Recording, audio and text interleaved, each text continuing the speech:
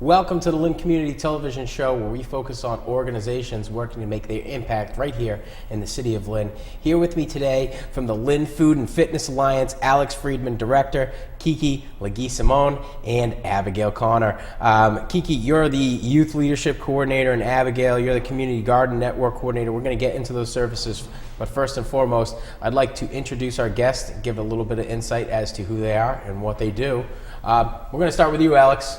Go ahead. Yeah, so my name's Alex Friedman, and I am the director of the Lynn Food and Fitness Alliance, and also the coordinator of the Mass in Motion grant that the Lynn Public Health Department has.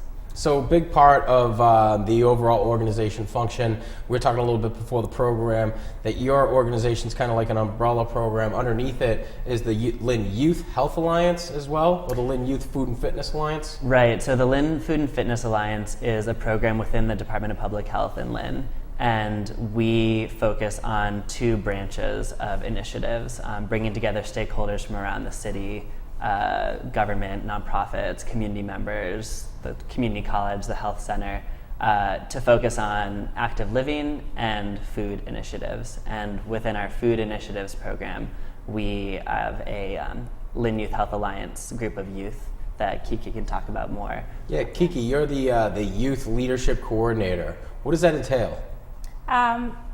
Through SEI AmeriCorps, I was placed at the Lynn Food Fitness program to lead a group of youth called Lynn Youth Health Alliance at the high schools in Lynn. And our main focus is to work with the youth and help create awareness on healthier eating and also volunteer through. So what type of kids do you generally deal with? All these kids they're all Lynn citizens? Yes, they are. They're high school students. And mainly right now we're working at the Lynn English High School and Lynn Classical High School. Okay, so classical and English. Now, any room for growth? Are you trying to get into KIP and TAC? Is that something in the future? Absolutely. Last year we worked with the St. Mary's students, but this year, because of a schedule conflict, we had to work only with the Lynn English and Lynn Classical because of time and just schedule issues. It's a neat gig. I mean, you get to get involved with the youth, and you're actually teaching them stuff that they don't really get to learn in their day-to-day in school. You must be kind of like a wizard of food and fitness and leadership to these guys. We'll talk a little bit more about that as we go on. Abigail Connor, so you're involved with the community garden over there. Explain to me your function with the organization. So I act more as a liaison between the city and the community gardens, and because a really big piece of the gardens is that it's led by people in the community. So there are coordinators at each of the garden sites, and I really work to connect them with the other organizations in the city. So it's really a conglomerate of Lynn Food and Fitness Alliance, the Food Project, the different gardens, the Highlands Coalition, and all those groups working together with L-Hand and other sites that may be places where we can put in more gardens. That's really what I'm doing, trying to expand more of what we have. So you're kind of the peacekeeper, but you're also a big part of providing that insight as to the value of community gardens. So just real quick in a nutshell, the value that a garden in a small community, what does that hold to the neighbors and people around that area? Well, I think a really big piece of what we're doing is a lot of the gardens that we're working to put in or that have been put in are on sites where it's an abandoned piece of the Department of Public Works, so right off of a playground or something like that. So a space where maybe not great things could happen. Now we have a chance for community members to come and be together, and especially what we've seen is it's people from very differing cultural backgrounds. They have this place where they can grow their own food, be sustainable, learn what that is, and be able to feed their families. That's a big part of today, especially in Lynn. It's one of the. I think it might be still the biggest inner city in America. There are a lot of people who are living underneath that poverty line. Mm-hmm. So a growth in community gardens could be an asset to people, and more than just nutrition. Actually, could be something that could kind of help them, pay some bills and maybe afford less trips over to Market Basket.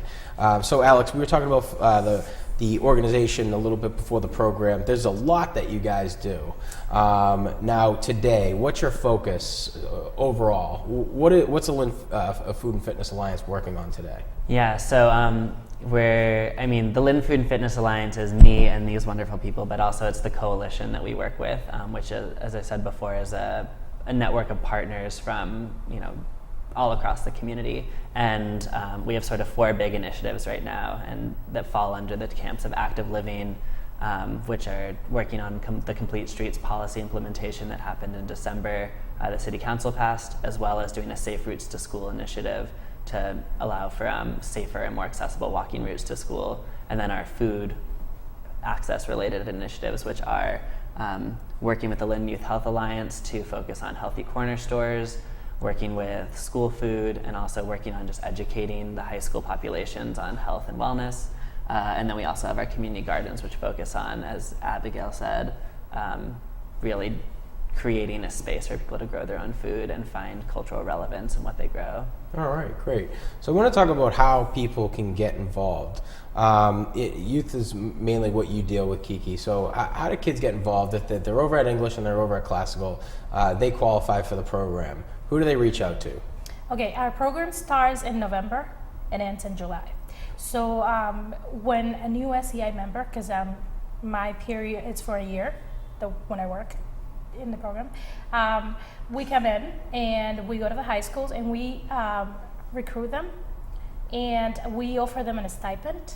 And basically they're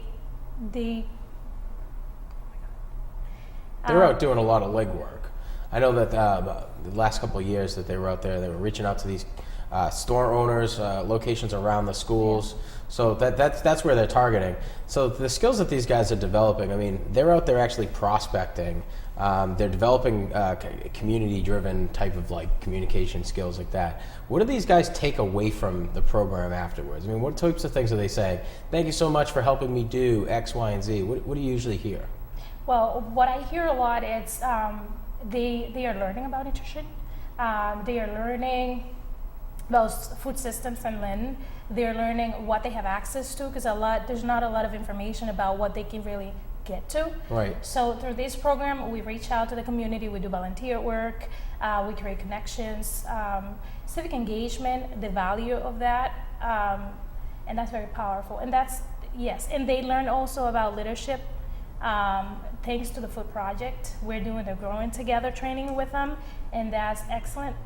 The youth are learning they're learning about food, from agriculture all the way to correct. The right type of nutrition too. Correct, and not only that, but leadership, how to get along with each other, how does it work together, and they're from different schools, they're from different areas in the city, and so they're gaining this connection. So Abigail, you work heavily a lot as a liaison. So between these organization leaders, the City of Lynn, a lot of your time is spent telling people why it's a benefit. Are there ever any times where you gotta kind of tell people as to, hey, it's not going to work here? And in what circumstance would that be the case?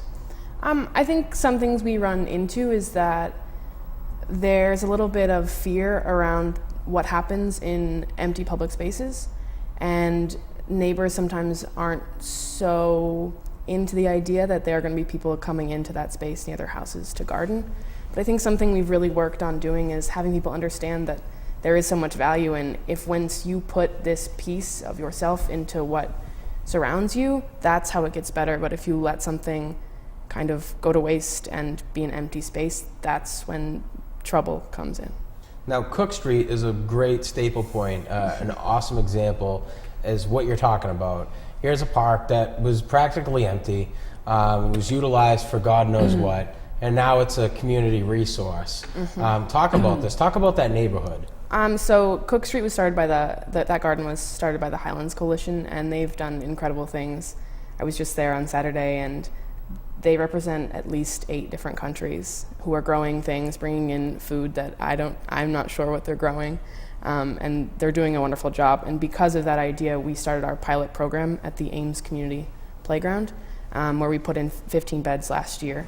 And people from around Lynn said, like, this is what I want to do. And we just had another meeting where they were asking to expand. So we're moving from 15 garden beds, and we're going before the Parks Commission to ask for that expansion. And there we have a community of people who have been in Lynn a long time, and also a very large Bhutanese population. And it's really great to see that relationship of some people going over and saying, hey, like, I grew this too, but yours grew so much better than mine. How did you grow it? And this relationship that's building across cultural lines that may never have happened otherwise. I truly believe that is going to be a big key player in bringing humanity back together, is the development in agriculture. That was the one thing that really kind of connected us all together before society blew up, and now we do our own travel in our cars, and everybody's got their own phone and their own lives, and it's all about me. But at the end of the day, these gardens are absolutely teaching people how to practice community, which is really a cool thing. So your line of work, guys, I mean, it's going to be a really fun thing to go to work. I mean, they're absolutely, don't get me wrong, I'm sure there are days where you're like, I got to do this and I got to write all this stuff out. But at the end of the day, like, your job is going to be so justifying that it's easy to say, yeah, I enjoy my job. So I'd like to kind of just get into the fields aspect. I'll start with Alex. I mean, how does doing what you do make you feel at the end of the day? I mean, it's really cool to be working with food in particular, because everyone can connect with food. And at the same time, Lynn is a place where there's a huge portion of the population who doesn't have regular access to healthy, nutritious, culturally relevant foods.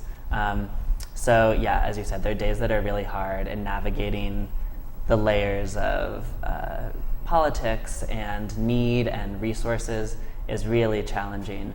But then to go out and get to meet the youth and go work with the gardeners at the gardens that they work at, it's just so cool to see people engaging on something so personal to them in a way that meets a fundamental need for them.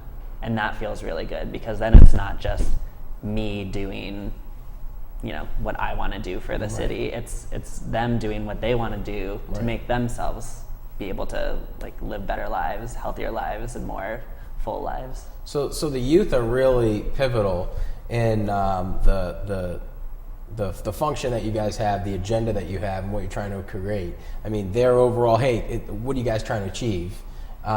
So based on your experience with the youth, what seems to be the niche? I mean, what are all the youths really focused on? What do they think needs to change about this world today? That's such a big question. I mean, I think that there's so much optimism amongst the youth in Lynn here, and I've spent the last 3 years working with the food project also at elementary and middle schools, and that on top of working in Boston and working in Somerville and working in other places. And the youth in Lynn, there's a lot of hope and there's a lot of energy, and I think working with Kiki and working with the other youth groups in the community is a way to really channel that energy towards making Lynn a safer place, making Lynn a healthier place, making Lynn a place where everyone else around Lynn might go back to the trope about the city of sin. Right. And these are the people who are like, no, this is something more than that. Right. Which is really cool. Kiki, so you do a lot of work with the youth. Here, my perspective on the city of Lynn is there's plenty of work to be done, all right? And I think that Lynn kids get that because they grow up in the city and they see the need for correction. And I feel as though maybe in other cities that aren't so diverse, so if you go up to Rockport, if you go over to Marblehead or Swampscott High School, the concern for students there is going to be completely different than what it is here in Lynn. Why do you think Lynn kids are so ready, willing, and able to get their hands dirty and get to work? I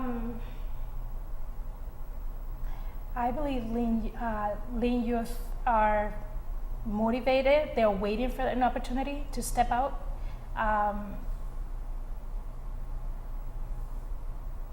I just feel that they just need that door open, that inspiration. Right. So it's really comes down to a line of them going on their commute. They can recognize, there's a need here.